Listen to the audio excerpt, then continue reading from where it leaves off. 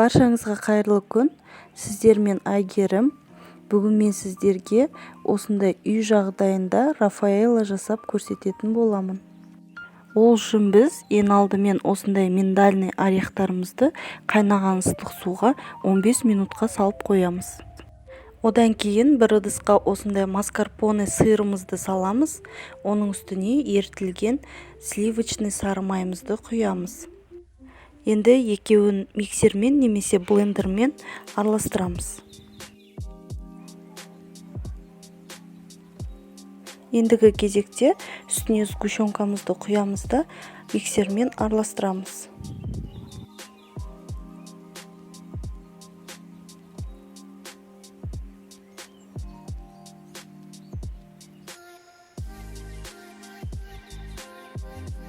Мінекей біздің массамыз дайын болды. Енді осының үстіне кокосовый стружкамызды саламыз да күрекшемен немесе қасықпен араластырамыз. Мінекей біздің негізгі массамыз дайын болды. Осындай бір келкі консистенция шығу керек. Ендігі кезекте бағанағы миндальный орехтарымыздың сыртындағы қабығын алып тастаймыз. Бұл миндальный орехтарымыздың сырты бағанағы ыстық суға салып қойғаннан тез ашылатын болады. Мінекей дайын болды. Енді біз Рафаэлломызды жасап бастаймыз.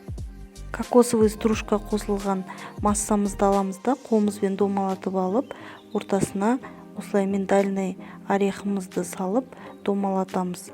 Одан кейін оны кокосовый стружкаға осылай аунатамыз. Сонда бізде әдемі домалақ Рафаэлло шығады. Тура жаңағыдай массамызды аламыз, оның ортасына миндальный орехымызды саламыз да домалатып алып, одан кейін осылай кокосовый стружкаға аунатамыз.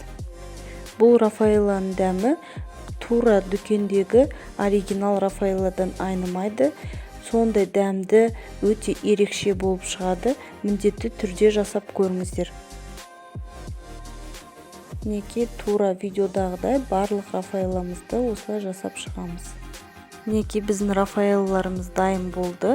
Дайын болған Рафаэллоларымызды холодильникке 1 сағатқа суытып қоямыз. Менің рецепттерім ұнап жатса, каналыма тіркеліп, лайк басып, комментарий жазып қойыңыздар. Әлі де көп рецепттер күтіңіздер.